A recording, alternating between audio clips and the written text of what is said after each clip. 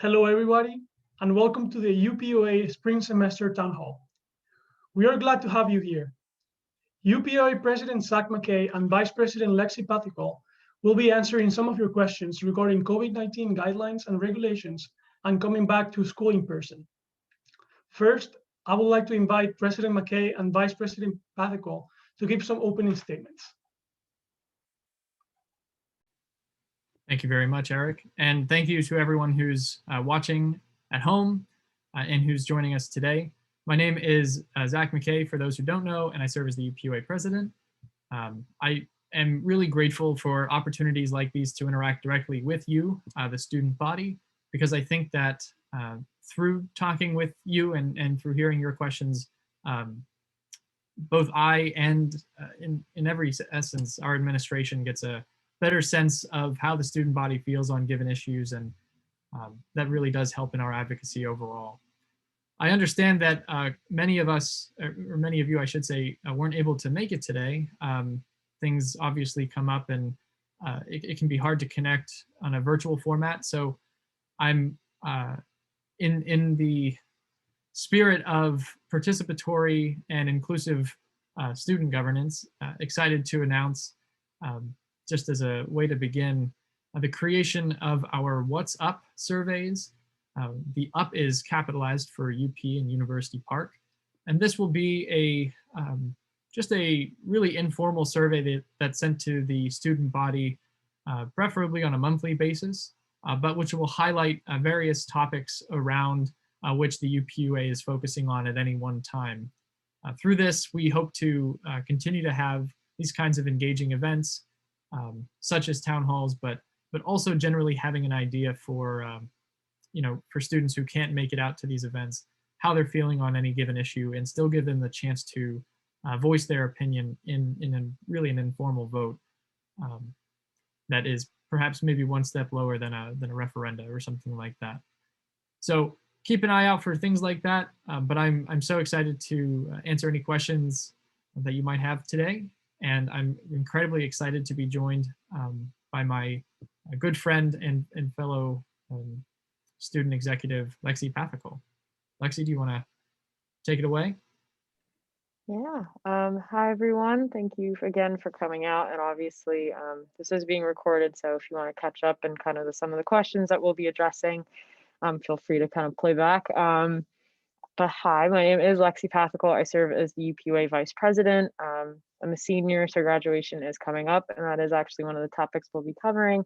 But overall, I'm very thankful to kind of have this engagement, but also have give you guys this opportunity and resource to have the answers to some of the questions that have been circulating. But yeah, I think we can get started.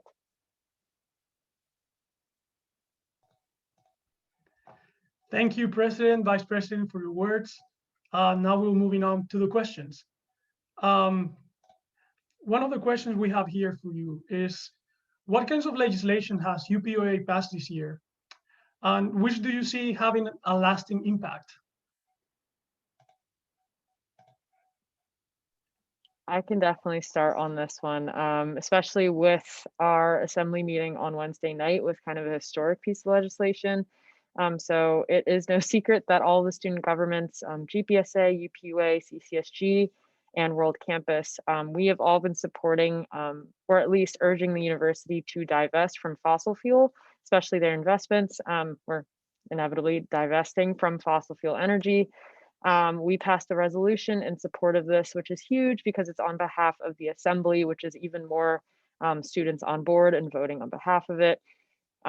If I'm correct, I believe it wasn't unanimous, but there was an overwhelming amount of support on our end. This is also similar to supporting the climate action petition, where this is one of the asks. So climate action has been doing such a great job in terms of urging administration, and this is something that we want to get done, especially with the past 2 weeks, Rutgers University announcing that they are divesting. We kind of want to follow in their footsteps, as this is something that can just be, I think Penn State needs to be on, or Penn State needs to have the goal of first divesting, and also just what's the word? reducing our contribution to climate change. I think this is a huge aspect of that. And so I think Climate Action has been doing a great job, and we've been working with them, and hopefully we get more signatures in that petition. But yeah, Zach, if you'd like to add. Absolutely. Well, one of the first words, Lexy, that you used to describe, or that you used in your answer, I should say, was historic. And I would say that historic is definitely how I would describe the kinds of legislation that we've passed this year, both in terms of how we advocate for the student body and to the extent that we advocate for the student body. And I'll give an example. In the past, you know, the UPUA has always and continues to take stances on various things. That's what resolutions are. That's what the primary job of the assembly is, to help represent the student body in as collective a way as possible, which even one person couldn't do. But the assembly also has something that Lexy and I don't, and that is the authorization to utilize student fee dollars to then help the student body succeed in many different ways. This year, beyond just taking those stances and even setting up programming events, even at the expense of some of those fee dollars, the assembly has really taken a strong effort towards putting their money where their mouth is. You know, in all of our advocacy, we've seen things like, I think it's $5,000 went to name change vouchers to help ensure a more equitable transition for students in that scenario, as well as increasing various support for international students, and in many ways, even just this past week, Black students who we're now continuing the tradition in helping fund the Black Caucus's graduation stoles. And so in many different ways, I see the UPUA really taking a historic stance, you know, as Lexy mentioned, with things like climate action, but also in how they go about advocating has been just a whole new kind of effectiveness. And I've been just really proud to see it all come about. Thank you for your answers. Continuing to the next question. Someone asked, what have been your greatest accomplishments as president and vice president of UPUA? I can start. I would say my greatest accomplishment, I would say, would be getting the administration to move on the 2018 sexual misconduct survey results. This is data that I truly feel would have just fallen through the cracks. But if released even a year earlier, would have enabled us to this year empower students and in many ways administrative offices and academic institutions across the campus to help combat sexual assault in ways that previous data might not have helped us figure out. Even though that data is from 2018, the administration seems pretty, responsive to getting it out now in 2021 at our behest, but also in continuing this trend of getting data up as quickly as possible, rather than waiting 3 years to release something as important as that, and that they're moving so quickly after some real prodding. Really does feel good, and like we have a lot of impact there. Yeah, I think I have a personal one, but I think on an assembly-wide scale, I also have one. Personally, I think although it was very hard and thrown for a loop last year, it's really cool to know that Zach and I were part of the first virtual campaign in terms of UPUA elections. I'm a huge history buff, so in terms of looking back at UPUA terms, I'm excited to see what future UPUA members the questions they ask, if they ponder like whose administration had to take over in 2020, 2021. And it's cool to know that Zach and I have taken on this unique role in a unique time. So that's I think something that's really cool personally.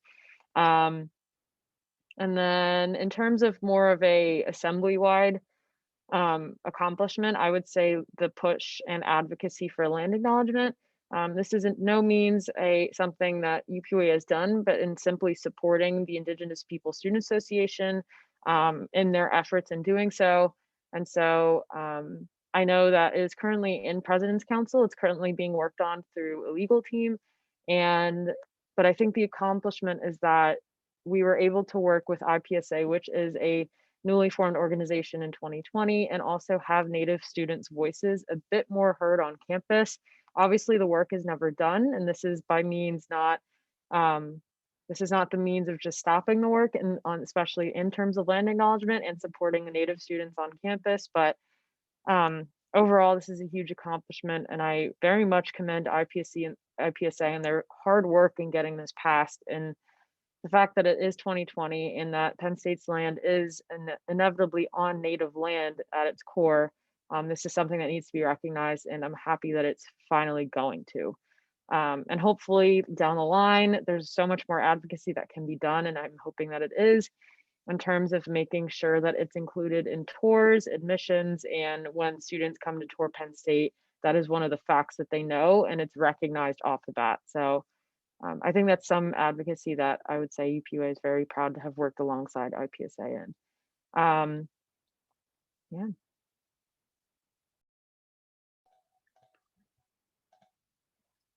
Thank you again for your answers. I would like to remind the people who is watching us that if you have any questions too, you can put them down in the chat, and we will, and President and Vice President will answer them. Continuing to our next question. Why are seniors not able to attend the football game this spring? Isn't that a little unfair? Yeah, I can start this one off. I think Zach and I both are seniors, and I think when that announcement came out, I have to be honest, in terms of being a student, I was first very upset, just thinking, you know, we are leaving university. This is our last kind of months at Penn State as a student, or at least an undergraduate student. But at the end of the day, the way that I see it is that the freshman class has not been able to go to a football game. They have not been able to go to basically any really huge events this past year because of COVID-19. And I think for myself, one of the football games was really this like special moment as a Penn State student and experiencing that. So if this means that freshmen can experience that and realize this is really where I want to spend the next of my couple years in college, I think that's something that I want them to see. I want them to experience. By no means is it a whiteout game in Beaver Stadium like that I've been so fortunate to experience. I think by sophomore year. But I do think that the freshmen should have this experience. In terms of opening it up to other classes, if it's feasible and it's following guidelines, I would be very much in support of that. But I really am happy that the freshmen get this experience as I did when I was a freshman. I think Lexy said it very well. I will say that, you know, if there are a lot of things that come into this puzzle. One, I will say that we weren't consulted on the decision. I really wish that we were, because I would have, and we intend to, is the second point here, ask, you know, what the capacity limits look like. I mean, there's quite a few. There's at least I was going to make a joke, at least 20. There's, I believe, over 100,000 seats in Beaver Stadium. I don't think that it is outrageous that that we should assume that both seniors and freshmen can fit in the stadium. And I think that if that's possible, we should explore that. Again, I don't know if it is, but as Lexy mentioned, you know, my empathy definitely turns toward the first years who haven't had that opportunity and may be feeling a little left out. Everybody's talking about how great these football games are, how, you know, exciting it is to be in Beaver Stadium, and they don't have that chance. They've never had that chance. So it does seem a little unfair, but, you know, I can also see it through that other lens too. It's certainly unfair to hear about how great these things are without ever getting the chance to experience them.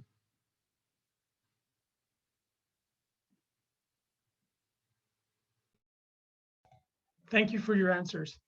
For our next question, we have, Can you describe the ways in which graduation will look different this year from years before? Sorry.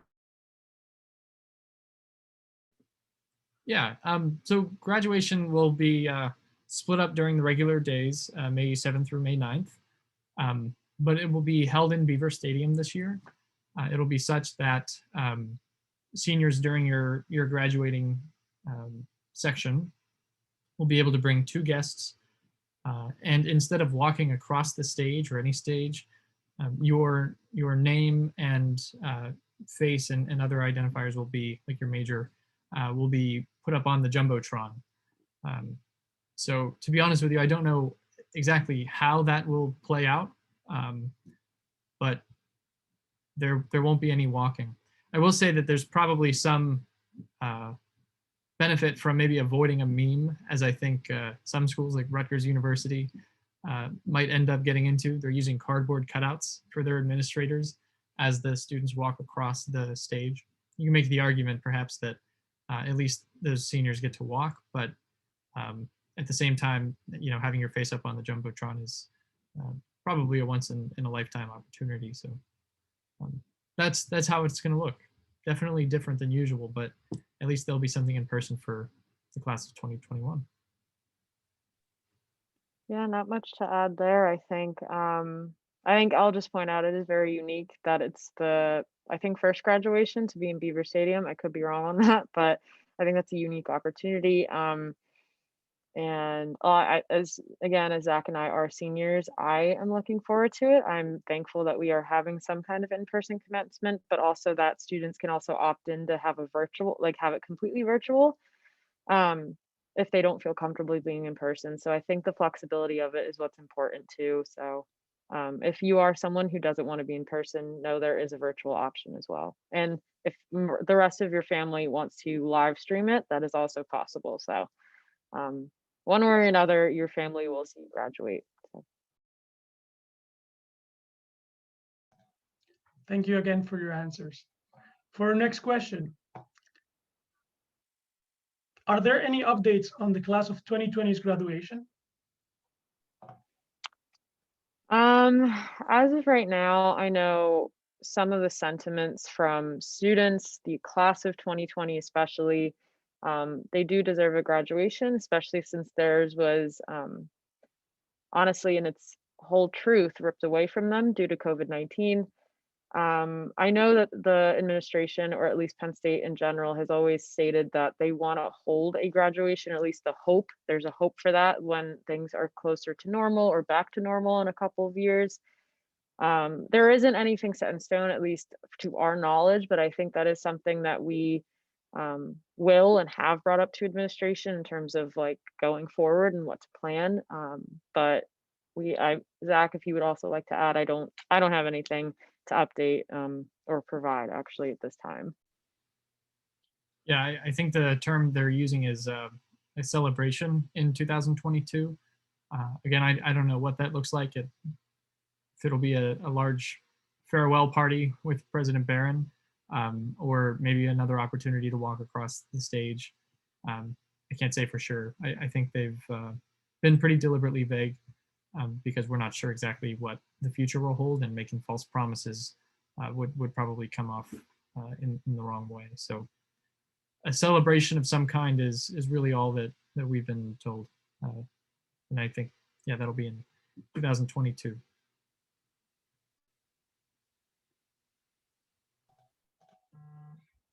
Thank you again for your answers. For the next question, people are asking, how will the fall look with COVID-19? To be honest with you, I think pretty similar if you cut out the Zoom portion. We are pretty much largely, we are hybrid, right?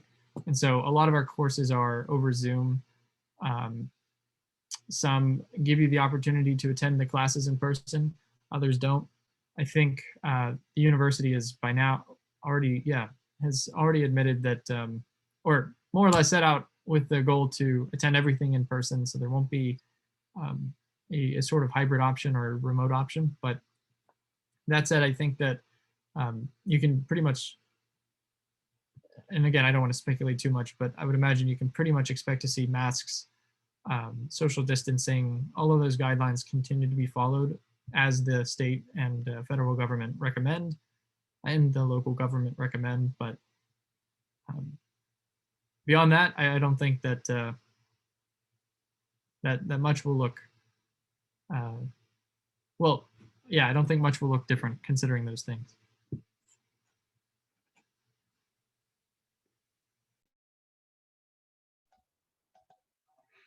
Thank you for your answer. For the next question, in the last few days, a horrible incident happened as a white individual targeted Asian Americans and killed them in Georgia. How is the UPUA responding to the rising anti-Asian hate throughout the United States? Yeah, I think more personally, this event, like many other this past year, have broken my heart.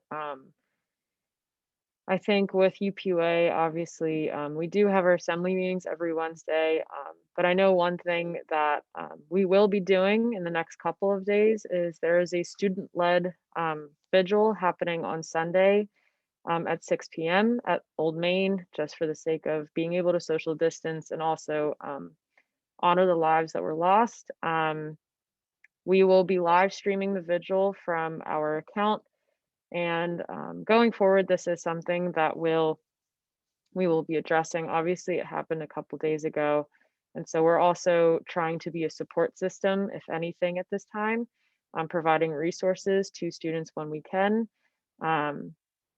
But yeah, I think going forward, I will be in attendance to the vigil and be live streaming it as well, if that's something that to be tuned into. I know other organizations will also be in attendance to live stream it to get just to have it accessible as possible. But yeah, this is something that, again, the work is never done. And I think with addressing this is something that has to be active. And so that is something we can promise, is that we are going to actively try to address this and also support students through this. And I think something that we're doing, at least this week, is supporting the students at this vigil in any capacity that we can. And to add on, I think, like Lexy said, we'll be streaming this vigil on our Instagram platform. But at least personally, I'm using my platform as the UPUA student body president to sign on, along with my other Big Ten student body presidents, onto a letter both highlighting mutual aid programs which students are encouraged to apply to or to donate to, as well as, of course, denouncing the atrocities of Tuesday, and reaffirming our commitment to creating a safe and equitable environment for all students, but especially the Asian community who are grieving this week.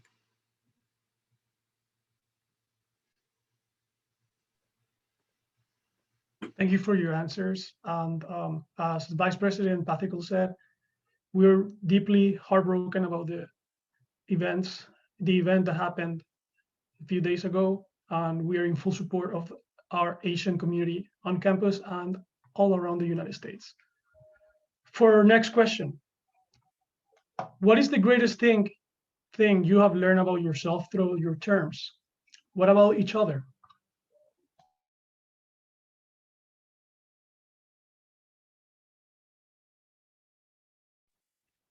Oh goodness, that's that's a very interesting question. Greatest thing I've learned about myself. Oh, that is such a good question. I'd have to say, if you asked 10-year-old Lexy if she would be in a position like this, her senior year in the midst of a pandemic and also graduating on time, I think 10-year-old Lexy would laugh at you.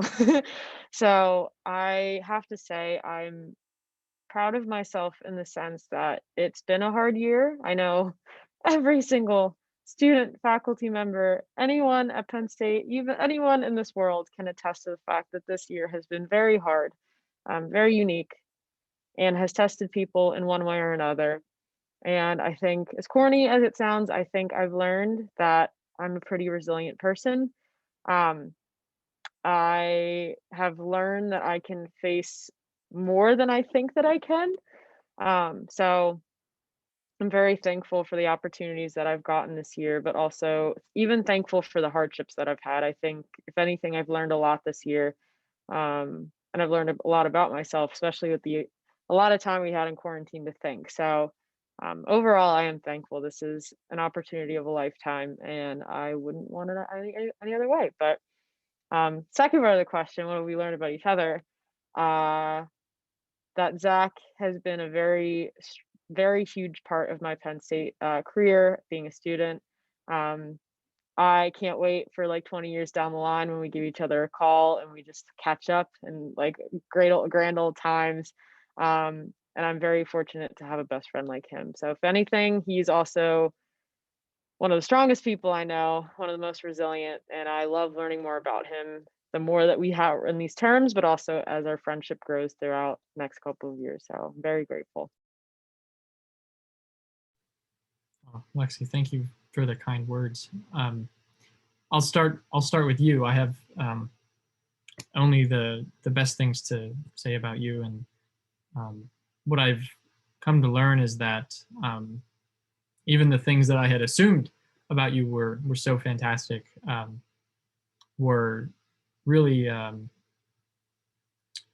not the full extent of it, if any of that makes sense. I really look up to you in a lot of ways. You're an incredible leader. You just exude fortitude and just inspiration for so many people. And I think that probably what surprised me, and maybe what I learned about you is that you're really good at you're really good at controlling meetings. Watching you as a chair last year with the outreach committee, I know that we were a pretty rowdy bunch, and I wasn't, I knew that the vice presidency required that kind of ability, and I knew that you had it, but to see you do it so well has been really exciting. You're a fantastic leader. I've been surprised how much rest I need. I think I have historically just kind of worked all the time, and it's probably a bad habit, but I really I relax by doing busy work and then expend a lot of energy by doing like larger projects. And I've been recently just taking a lot of time to go on walks, bike ride, exercise, go on runs, even just like sit down and watch a movie with some best friends. And that has been just like a new type of replenishment, because I don't think busy work has really ever been the sort of refreshing pause that's been what I needed. And I didn't know that. I thought that was totally normal.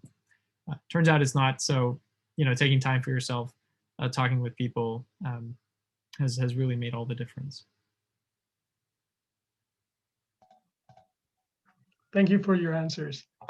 For our next question, we have a question from the audience. It says, what projects can we expect in the coming weeks that you look forward to finishing off?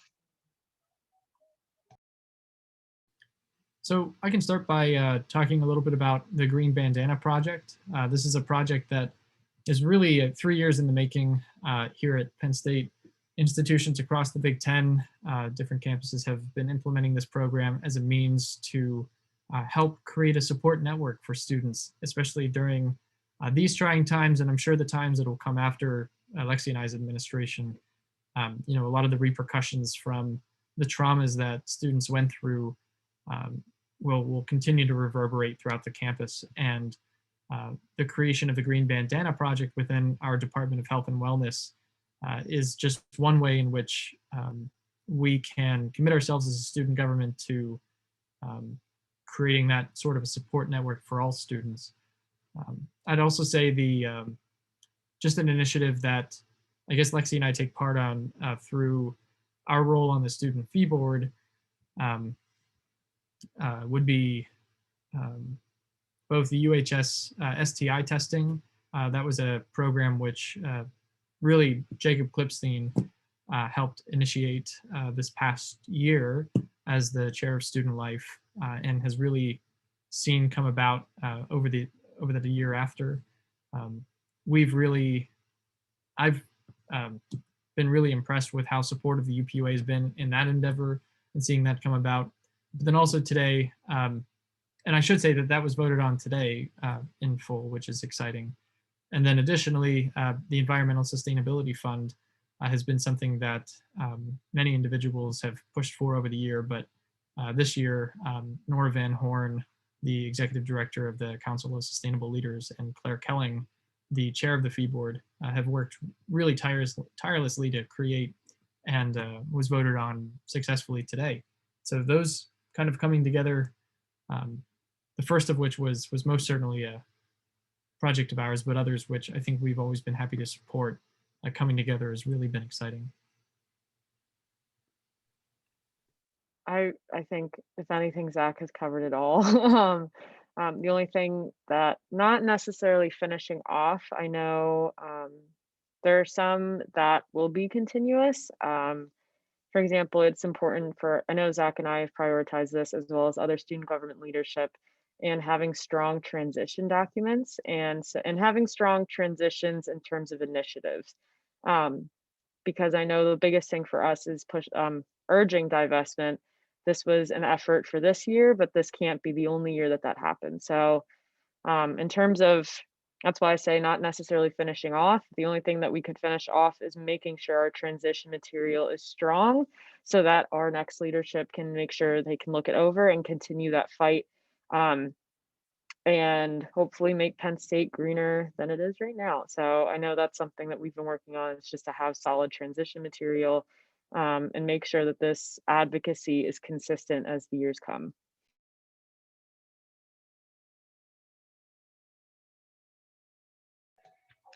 Thank you again for your answers. For our next question, people are asking, why is Chick-fil-A leaving the hub? I had a feeling that this is gonna be one of the questions. If anything, Chick-fil-A is removing all of its express options across the United States. That includes one of the ones that's in the hub.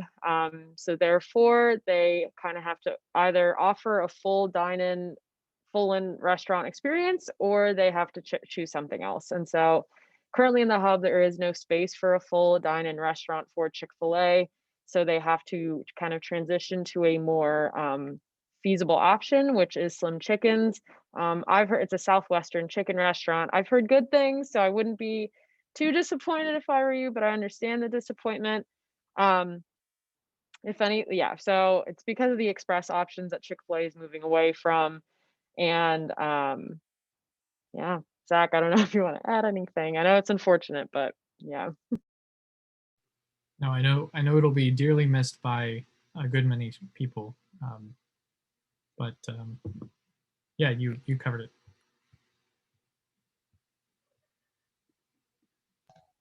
Thank you for your answers again. For our next question, what is something you hope future administrations learn from your example?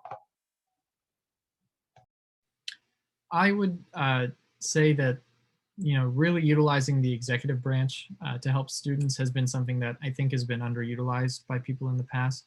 Lexy and I spent a lot of time this past summer talking with former presidents about their own experiences and really trying to gain as much knowledge as possible before really coming into the role in the fall. Quite a few of them, would talk about the divide between the fact that you are elected as the student body president, vice president, and as such serve as the organization's president and vice president, but you aren't elected internally like most organizations are. And the same goes with the assembly in a different branch. And because of this branch split, you can't really tell assembly members to do things. They're not they're not your team. They are in the extent that we're all one student government, but it's very possible that the assembly could put something forward which we disagree with, and ultimately have the power to kind of pass it back to them. And same goes the other way around. They might not agree with everything that we do.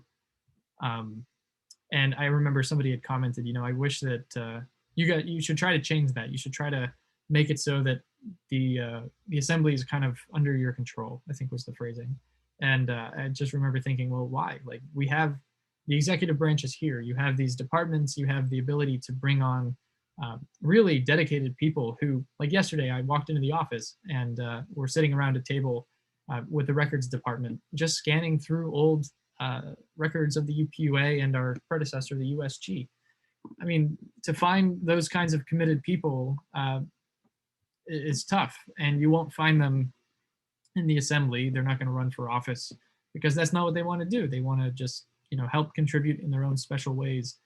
And you can really create some tangible change through those departments: civic engagement, health and wellness, rights and equity, records, even outreach. There's so many different ways to help people that you can more or less just do. And I hope that that's a sentiment that's passed on, rather than just kind of expecting the legislative branch to be at your beck and call, as I think, unfortunately, it's felt like they have been in the past. I think going off of that, something that I've seen is that along with the expansion of the executive branch, I feel as though representatives actually have a lot more time and energy to put into legislation, into the specific projects. Simply because before, I feel like the structure of the organization, being a recent at-large rep, I felt as though I had to do everything, and that's a lot of work. And I think expanding the UPUA, making more open positions, having kind of a place in different unique positions for people to fill, I think not only helps the workload for representatives and just everyone in the assembly, but I think it also helps in terms of making UPUA more inclusive. I think the more positions you offer, the more you open up the organization, there's a place for each and every student who wants to get involved. And I think before there was this aura of exclusivity with UPUA. And I don't know if I would like to think that me and Zach did this, but I feel like the one thing that we wanted as a goal was to make UPUA transparent. And I think the one thing that we hope that other people learn from our example is just to continue to make it inclusive, to continue to open up the organization. Obviously, not too largely where it's almost unmanageable, but in a way where people can get involved and find their niche, find their interest, and call UPUA one of their homes at Penn State. I think the inclusive part of UPUA, it's been a virtual setting, but I feel like a lot of people have kind of gotten to know each other and learn from each other. And I think that wouldn't have been possible if the executive branch didn't expand the way that it did. And I think that's something that hopefully future administrations kind of follow suit.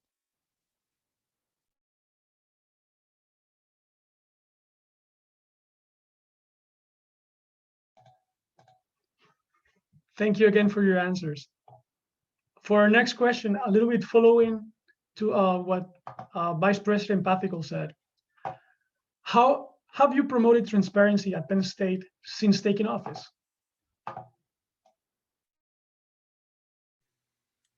I think we've tried in a variety of ways. This being here is one of them. I don't think that in the past the UPUA has held many town halls.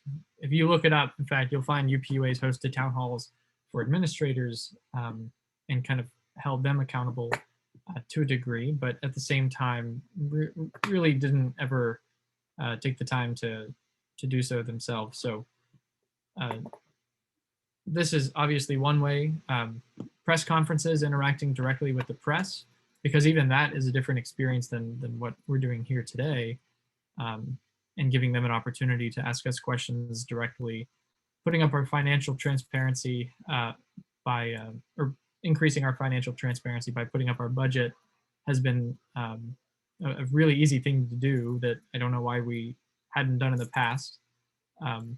Again, just students should know how their student government is operating. They should know how they're spending their money, and they should know how to get involved and how they're helping them.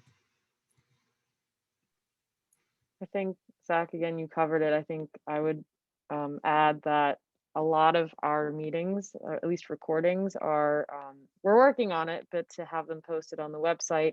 We have our meeting minutes posted. So if there's we have committee meetings posted. We have a newsletter that is now an opt-in. So if you want to learn more about what we're doing, there's a way of knowing without needing to go to one of our meetings in order to know. So I think these different means of communication and making sure that students can opt into a newsletter to know what we're doing, or look at our website for the meeting minutes, or even a direct recording of exactly what we talked about, that can be found. And that's something that we are currently working on to update. But I think these different mechanisms make sure that not only is assembly available, but so are our committee meetings, and some of the meeting minutes to our meetings as well. So I think that's also been some of the work we've tried to do in order to stay in line with transparency.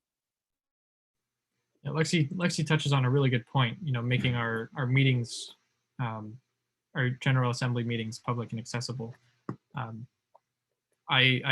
We actually ran on live streaming our meetings, and ironically, that was through the idea of live streaming in-person meetings, not just over Zoom. In fact, Zoom's made it really easy to just live stream our meetings and then record them and put them up online. But even getting back to the last question, I really hope that future administrations recognize that responsibility to create a transparent student government here, and in many ways continue trying to record those meetings whenever possible.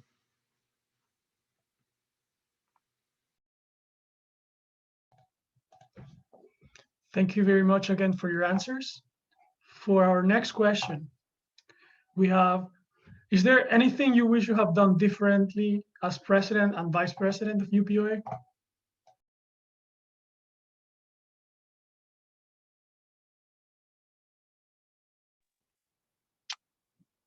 I don't even know if I have an answer to this. Something I'm learning is I do not want to be a person of regret. So I feel like this question is almost saying, like, if you could change anything, I don't know if I necessarily would have, even in a COVID-19 world. If I think I can't speak for Zach, but I know for myself, I've learned a lot about myself through this unique experience. If anything, it's going to make me miss Penn State a lot more when I leave. I'll definitely be visiting at any time that I can. I can't say there's something I would have changed though. Again, I can't think of anything. I think everything that has happened this past year has brought some kind of purpose in my life. And so, again, as corny as it sounds, I'm thankful for it. I don't think I would change anything.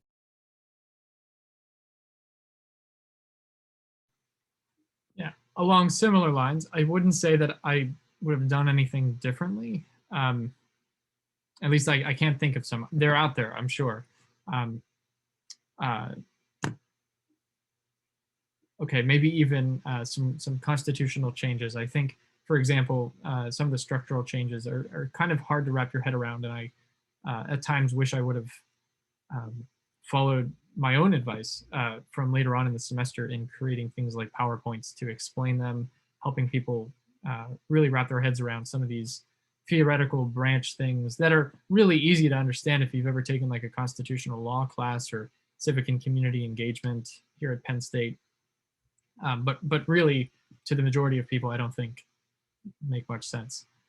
I will say I wish that Lexy and I had an administration to be handed off and had a cabinet and a team to kind of begin the year with, because I think we ultimately spent, we must have spent in some ways all year, but in probably the most basic form, at least this summer and early fall, building a cabinet and an administration and helping that succeed for the future so that at the end of the year, there is something to actually pass on, and that the president and vice president isn't really just scrounging around to figure out how to, make these meetings transparent and run them at the same time, and that it's not something that's all on their backs. So not really something that I wish we'd done different, but I wish that that opportunity were available. And I'm really glad that future presidents will have that, and vice presidents will have that support system there for them.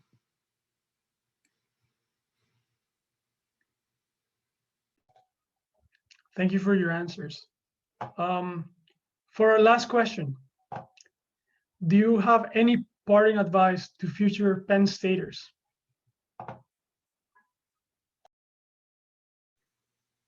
I'd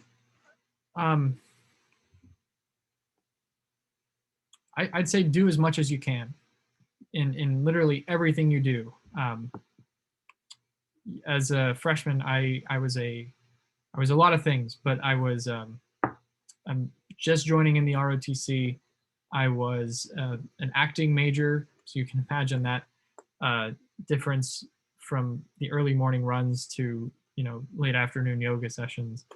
And then I thought about joining student government, and I thought maybe I didn't have the time, and I don't know. I really doubted myself for a while, and I'm really glad that I didn't, and that I got involved. I did my best to maintain as best of grades as possible, and especially now, continuing to do my best. But I'd say, so long as it doesn't sacrifice those things, grades, your mental health, your sense of worth and well-being, do as much as you can. Get as much out of this experience as possible. Get out of your dorm when it's safe to do so, and get to know people who you wouldn't have met otherwise. There's so many really talented people and future change makers here that you'd be really surprised to meet, and that I think if you take the opportunity to get to know, we'll find that they're really interested in getting to know you too. I think for me, I did an interview recently, and it's been like the main quote from it, and I'm going to say it again. If it makes you scared, more often than not, it will probably change your life for the better, and I can definitely be a testament to that. I think my freshman year, I was really shy. I didn't get involved in much. I was a part of a thon committee, and I'm still friends with some of them to this day. So that was a great, awesome experience. But I did doubt myself my freshman year, and I didn't get involved in student government or anything else at Penn State because I figured, I don't think I'll be good. I think I won't stand out. I feel like I'll kind of get lost in the crowd. And my sophomore years, when I started to get involved in UPUA, and from there, everything looked up. Every time that I said I couldn't do something, I went out for it, and I ended up being great at it. And I think I feel like almost a lot of the things that I've done at Penn State, especially running for this position, made me so scared. I was terrified, frankly, and yet that was the sign for me to do it. And I have to say, I think doing everything that I've done in my time at Penn State, I'm very grateful for. I've learned so much, and I think, I don't know. I think there's also an adrenaline rush to doing something that you're scared of, and so I don't know. You learn a lot of lessons about yourself when you start to face your fears. So, yeah.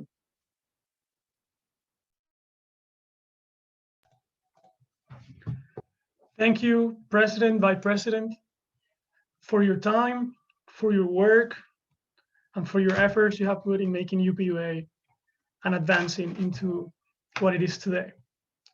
Now, I would like to invite you to give your closing statements. President McKay. Thank you, Ed. I want to thank everyone for, in many ways, being along with us for this ride.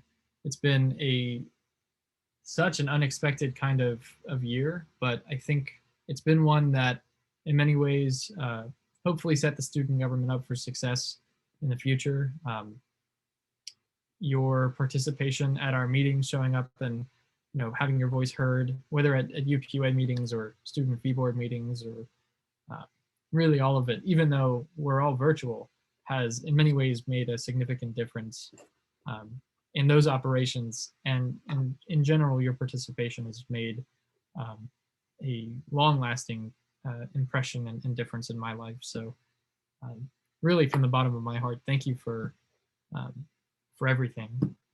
I'm sure we'll have some kind of a farewell address or something like that. So I don't want to get too sentimental or anything like that quite yet. But please stay updated. You can follow us on at UPUA for Twitter, at UPUA_PSU for Instagram, and then UPUA.org is our website where you can more or less find all of it. But always reach out. Whoever's in this office next, I hope feels the same way, that you can always reach out and make sure that your voice is heard by your elected leaders. So so long as that's the case, we're here to help, and I hope that each of you stay safe and healthy. Yeah, I won't make it too long either, since I think we'll also have a farewell address. I do think this will be our last town hall of our administration, since elections are very soon. But again, I would just like to thank, honestly, the university Park student, undergraduate student body for honestly, again, as Zach said, going through with us through this ride. It's been an opportunity of a lifetime, and again, this is such a privilege to be in this position, and I'm very grateful for it, and I'm blessed for it. And yeah, I won't make it too long. Just thank you so much.